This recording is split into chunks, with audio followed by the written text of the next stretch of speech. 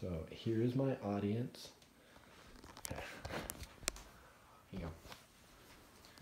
Okay.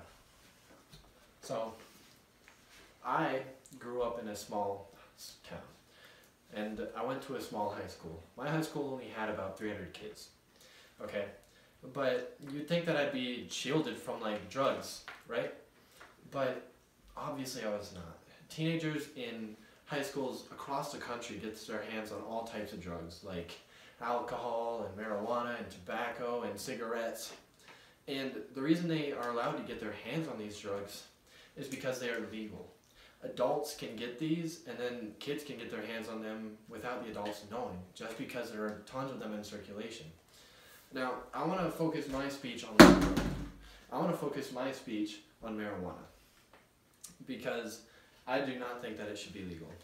I think that marijuana should not be legal because it has no medicinal use. It is highly addictive.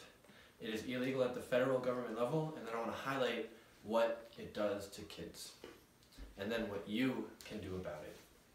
Okay, so first I'd like to start off with its medicinal uses, which in fact there are none. You see, marijuana is a Schedule I drug. That means that, according to the DEA, this month the DEA stated that it would not reschedule marijuana, but rather keep it on the Schedule I of the Controlled Substances Act, or the CSA. This category is reserved for drugs with high abuse potential and no accepted medical use in the United States. You see, that means that it has no medical use right there. And another Schedule I drug is meth, and that is an insane drug. That takes thousands of lives every year. But to really get a look at what marijuana is to look at its key components. You see, there are two active ingredients in marijuana. There is CBD and THC. CBD is a non-addictive, non-consciously state-altering mind drug component, okay?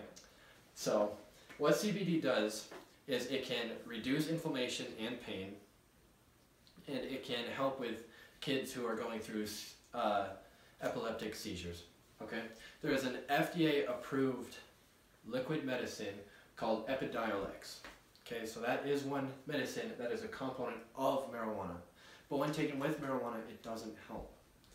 But then there's THC, where THC is highly addictive, and that's what causes the high that people who smoke marijuana try to achieve. Okay, and that alters your state of mind.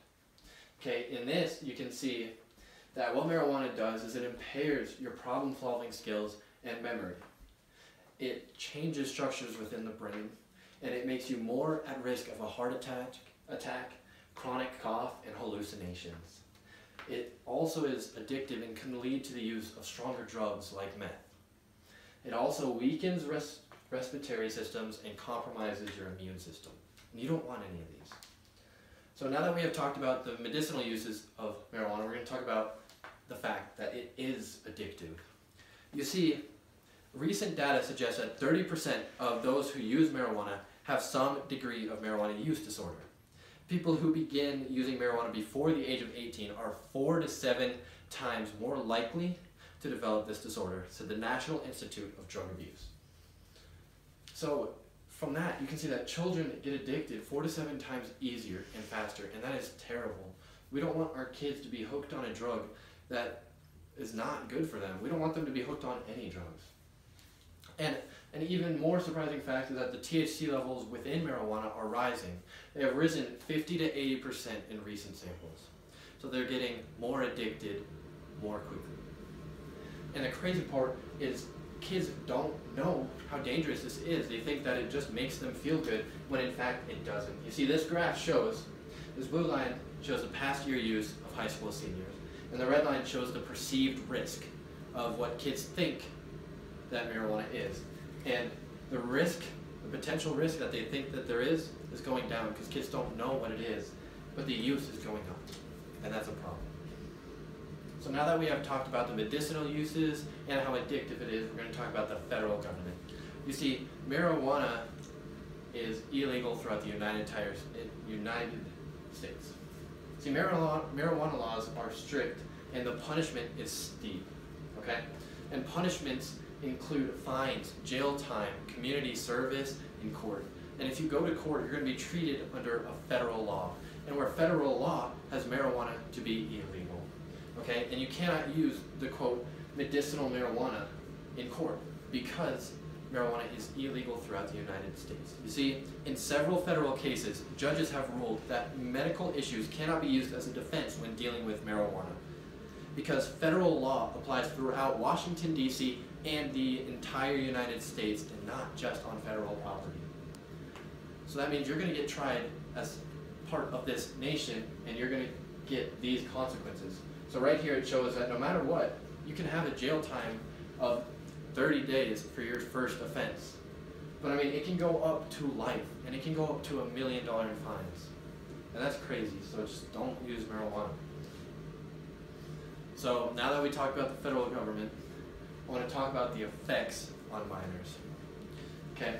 Because as we heard earlier, children become addicted and dependent faster, 4 to 7 times faster.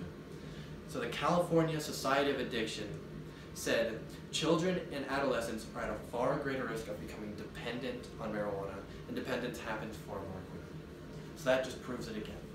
But not only does it affect them in that way, it also affects them academically. You see, kids who have smoked more than 100 times, which really isn't that much, kids easily smoke that, leave school 5.8 times more than the average student.